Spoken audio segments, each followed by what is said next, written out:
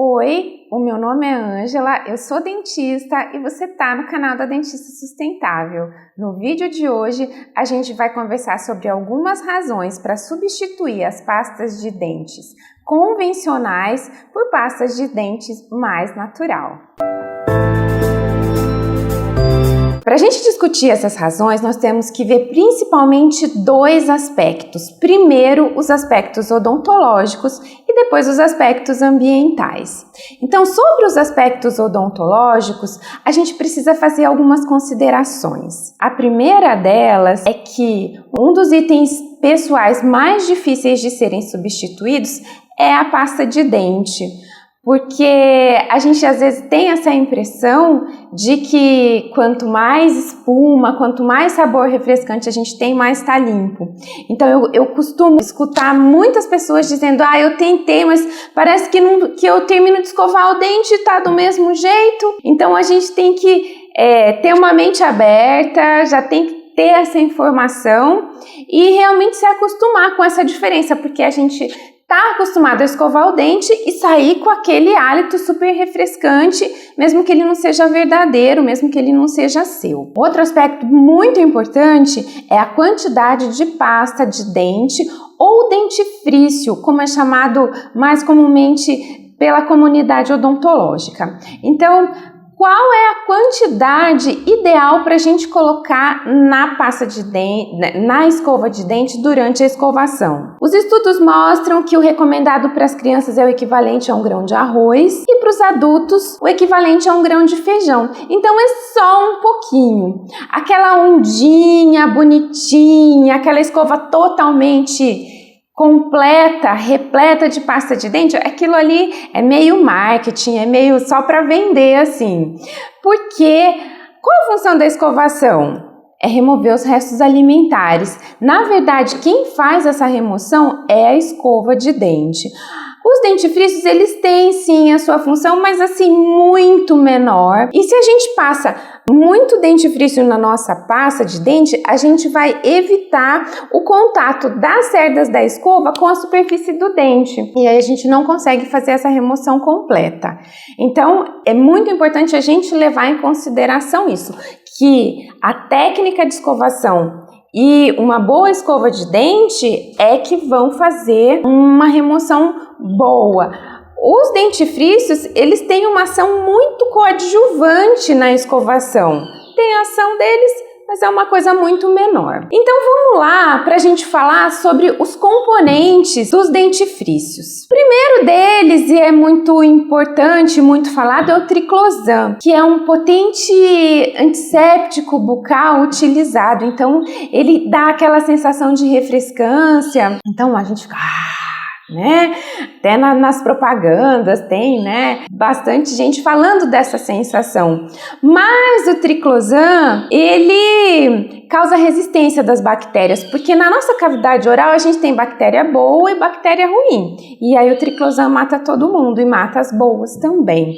Então, ele é meio problemático, né? Temos um outro componente que também é muito conhecido, que é o lauril sulfato de sódio, que ele é muito utilizado nos produtos de higiene oral, de higiene pessoal, até mesmo de higiene da casa, porque ele é um componente que faz aquela espuma. Então a gente tem a impressão de que quanto mais espuma o creme dental estiver fazendo, mais a gente vai estar limpando os nossos dentes. E isso não é verdade. Para a gente limpar, a gente tem que remover a placa dentária, a placa bacteriana. Então, mas a gente já está acostumado com isso, eu sei que é difícil mudar essa cultura. Outro componente que está muito presente também nas pastas de dente e que são bem controversos são os parabenos, que estão associados a câncer,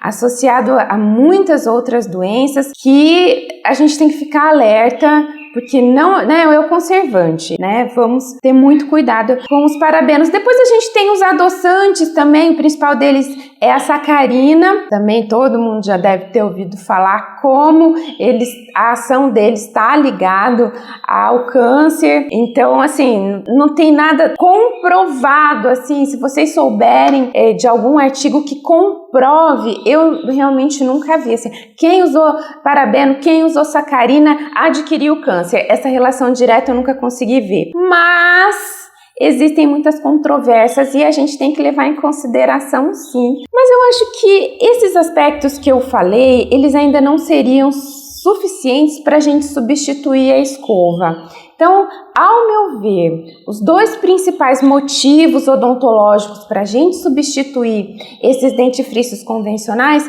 o primeiro é a coloração. Então, a gente pode escolher um que tem uma coloração melhor. Aqueles dentifrícios brancos são os mais indicados e o que a gente mais orienta. Aqueles que são vermelhinhos, eles podem mascarar a gengivite. Então, quando o paciente às vezes tem sangramento gengival, é porque alguma coisa não tá boa. Se ele está usando uma pasta de dente vermelha, na hora que cospe, ele pode achar: ah, não, eu cuspi pasta. E na verdade ele está cuspindo sangue e isso é um indício que está com gengivite. Então a gente tem que ficar muito alerta para isso, escolher sempre uma pasta branquinha.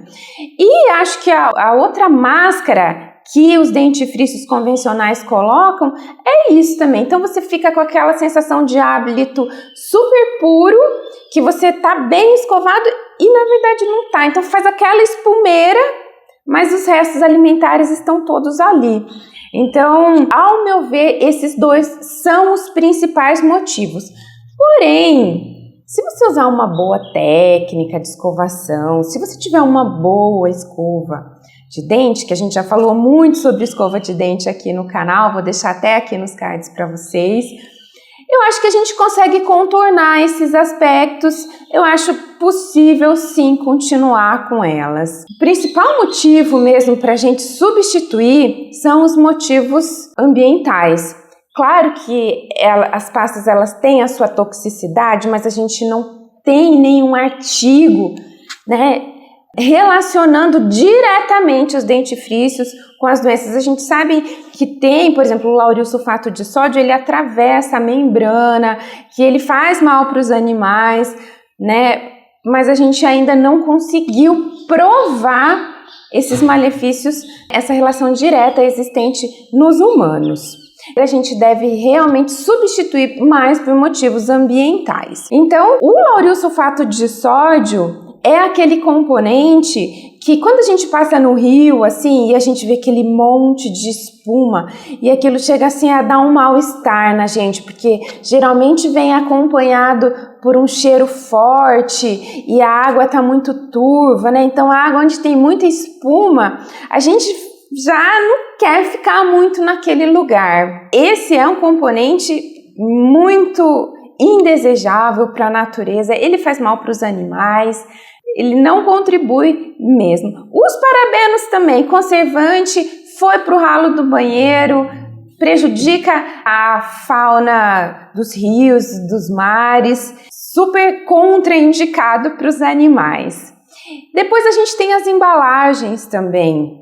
A embalagem do tubo da pasta de dente, né, recentemente foi encontrado numa praia aqui no Brasil uma pasta de dente com tubo de 1985 e ela estava intacta. Então muitas vezes a gente fala, o plástico dura 450 anos, dura mais ou dura menos, mas a gente não sabe exatamente quanto que esse plástico vai durar na natureza. Temos também a caixinha de papelão que pode ser reciclada, mas a gente sabe que no Brasil a taxa de reciclagem ainda é muito pequena. Os tubos também podem ser reciclados. Eu já vi uma vez uma porta, não sei se é verdade também, né? Uma porta de construção, numa porta de casa que foi toda construída com tubos de pasta, né? A pessoa falou, não sei, né, como que foi, ela não falou o processo, só falou assim, olha, a gente utilizou tubos de pasta